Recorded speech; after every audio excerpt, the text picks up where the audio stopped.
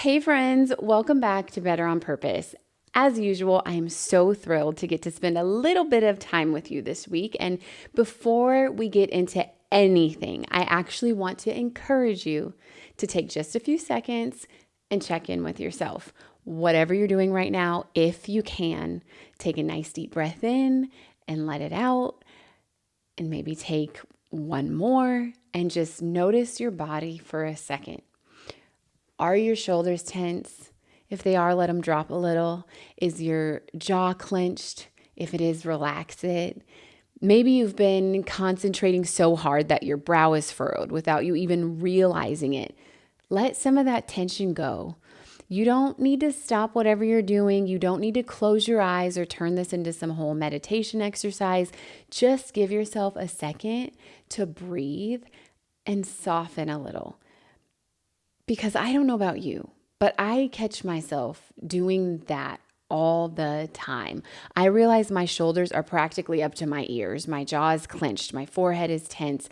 Sometimes my neck might hurt or I might even have a headache, and I don't even remember making the decision to tense my entire body. I've just been thinking, concentrating, trying to get something done, carrying something mentally that apparently my shoulders decided they needed to help with too. And sometimes it isn't until I intentionally relax that I realize how much tension I was holding in the first place. So wherever this conversation finds you today, I'm glad you're here.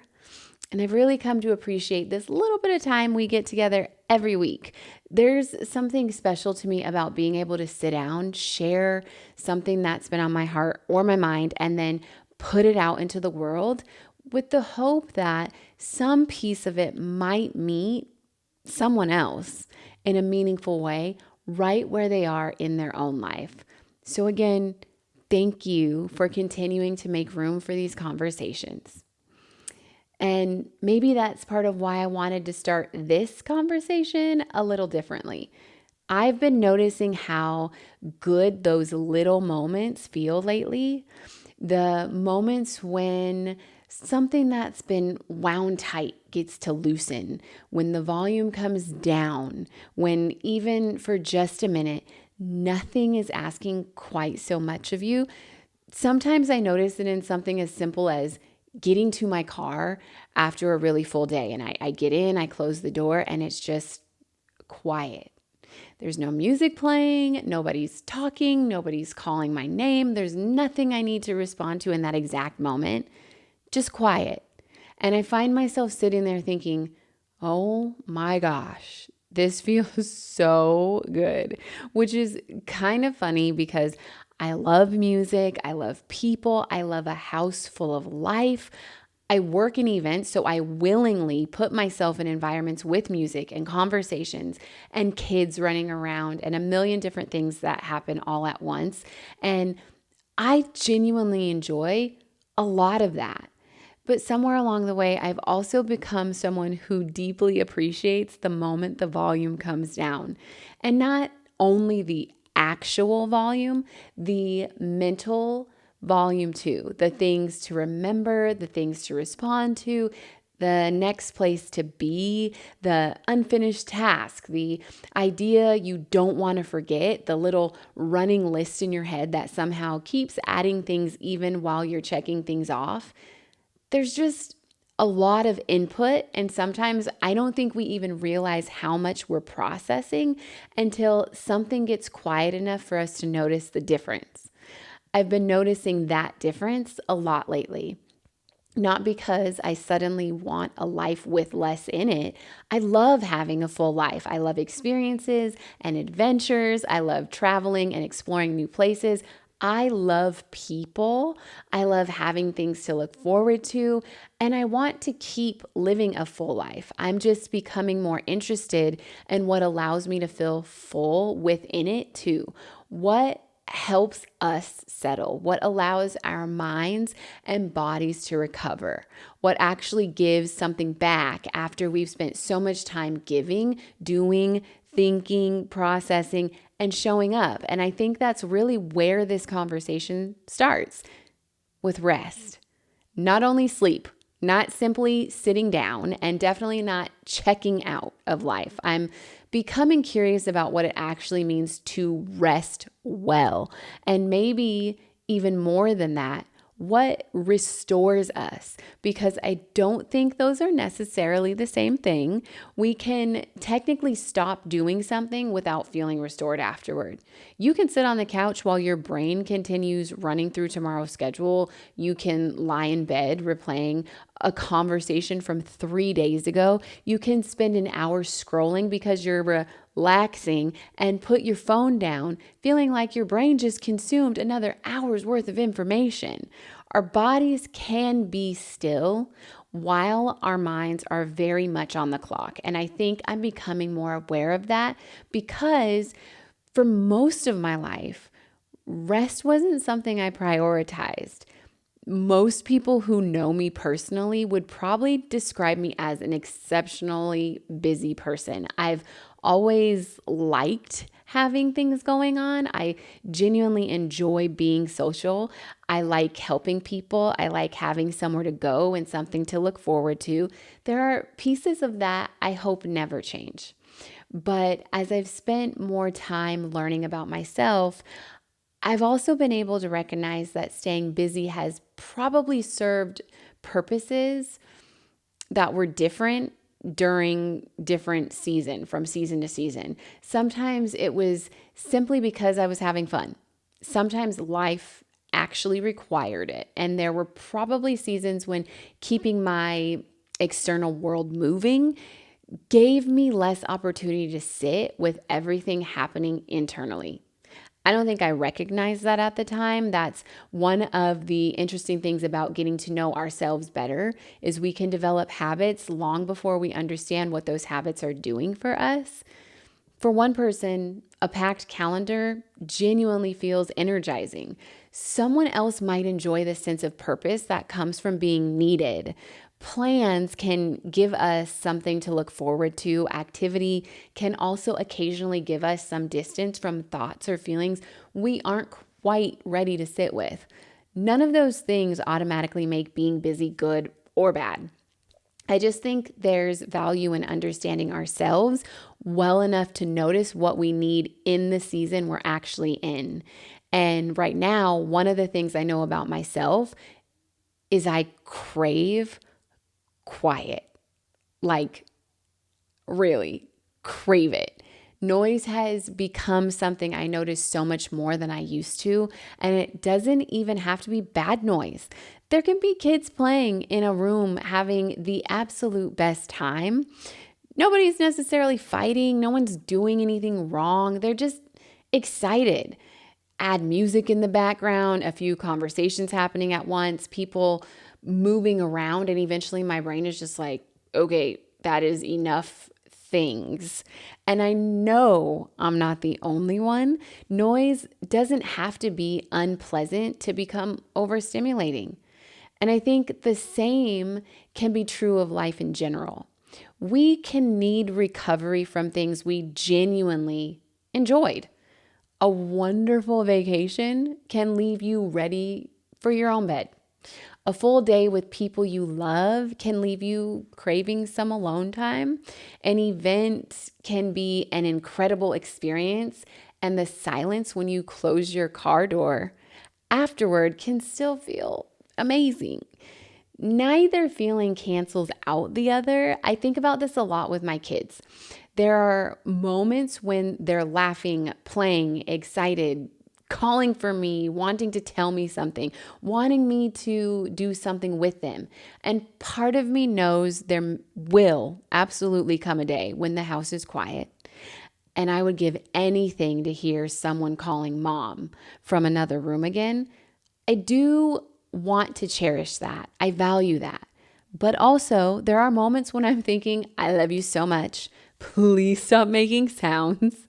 Both things can be true. Gratitude and overstimulation can coexist. Appreciating something doesn't require us to pretend we have unlimited capacity for it. And I think there can be freedom in acknowledging that without turning it into guilt. I've noticed another shift in myself that probably connects to all of this. For a really long time, I was incredibly accessible. If you knew me during that time, you knew I always had my phone. Text me, call me, wake me up out of my sleep. There was a pretty good chance I was going to respond immediately, somehow. And interestingly enough, I'm probably less busy right now than I've been during some previous seasons of my life, yet I'm also less immediately accessible than I've ever been. I've gotten much more comfortable putting my phone on Do Not Disturb. I also use sleep mode. When I'm recording, like now, everything gets silenced. And sometimes I forget to turn it back on. Sorry. But I've realized that availability requires something from us too. A thoughtful response requires mental energy. A conversation requires attention. Listening well requires your presence. Those are things I want to give to the people I care about, which is also why I'm learning that I don't necessarily need to give them every second I'm technically reachable. Everything doesn't have to reach us immediately simply because technology makes that possible. Sometimes reducing the amount coming in gives us a little room to settle what's already there, because there's the noise around us and then there's the noise inside our own heads, and that one might be harder to turn down. I can turn off the radio, I can silence my phone. I cannot seem to locate the Do Not Disturb button for my brain. If anybody finds it, send me the link.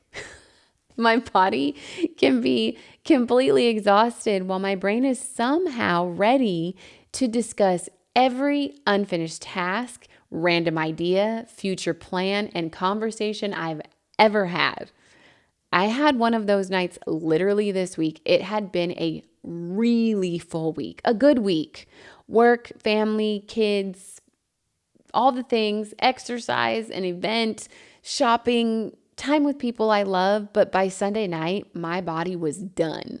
And about 9 o'clock, I could barely keep my eyes open. I fell asleep for a little while, and then I woke back up to put my kids to bed and somehow ended up awake until 6 o'clock in the morning. I was sorting through photos and looking at videos and thinking about social media posts and brainstorming a birthday gift, making lots of lists, doing all kinds of things that absolutely did not need to happen between midnight and 6 a.m. My body had made its position very clear. We are tired, and apparently my brain wanted to appeal the decision. The thing is, I've always been someone who could do that. I've spent years functioning on very little sleep, staying up ridiculously late, sleeping for a few hours, get up and handle what needs to be handled. And because I could still function, I think somewhere along the way, I treated that like evidence that I was fine. But I can do this, and this is good for me, aren't necessarily the same statement. We've all heard about the importance of sleep for forever. Get your 8 hours, go to bed, you need your rest. But as I've become more interested in overall wellness, I've started wanting to understand what some of these things we're always told are good for us are actually doing. And one thing I learned while thinking through this episode is that the general recommendation for adults isn't necessarily exactly 8 hours. According to the National Institute of Health, adults generally need at least 7 hours of sleep a night, although individual sleep needs can vary. But the number wasn't really the part that got my attention. Sleep deficiency can affect things like focus, decision-making, problem-solving, managing emotions, and coping with change. And I read that and thought, okay, so we're talking about a whole lot more than whether I'm not yawning tomorrow. We're talking about how we show up. And that immediately got my attention, because the heart behind Better on Purpose is this idea that how we show up matters. How we show up for our families, our friendships, our work, our communities, ourselves. And lately, I've become increasingly interested in another part of that conversation. How are we caring for the person who's doing all of that showing up? I'm not asking that from a place of having it figured out. Clearly, I just told you I stayed awake until 6 o'clock in the morning. I'm learning in real time because yes, I can still push myself to stay awake. I'm capable of that, but I'm paying more attention to the cost. Like there are mornings now after very little sleep where I feel almost hungover. My body feels different. My brain feels different. My capacity feels different. And instead of treating those signals like inconveniences I should push through, I'm trying to get better at listening to them. Maybe that's part of wellness too. I believe it is. Not perfection, not following every recommendation perfectly, just becoming a little more aware of what our bodies and minds are communicating to us. And that's part of why I've become so curious about restoration. Sleep matters. But restoration can extend beyond sleep. And what restores one person may look completely different from what restores someone else. Movement might do it. I love Zumba. Reading, cooking, not really my thing, maybe yours. Prayer, being outside, creating something, which is something I love. Time with someone around whom you can completely relax. That's huge. Maybe it's solitude or travel or being near the water. Like there are so many possibilities, and I'm becoming really interested in understanding mine. One thing I know with absolute certainty, I want to be warm, like always. I have a heated blanket, a heated vest, a heated coat. I have hand warmers. There is almost always a sweatshirt nearby, and there's probably another jacket in my car because apparently one backup layer is not enough. I love hot stones in my massages. I love warm pools. I love saunas, but I've realized I don't only love warmth in the literal sense. I love warm environments, warm people, spaces that feel inviting, places where something about them makes you feel like you can just settle, which is probably part of why I love spas so much. And I know many of us do, but when I say I love a spa, I love a spa. Like, give me a robe, somewhere warm, the sound of running water, a massage, and several hours where nobody needs anything from me. Yes, immediately, yes. I've known for a long time that those things feel good. What I'm becoming curious about now is why.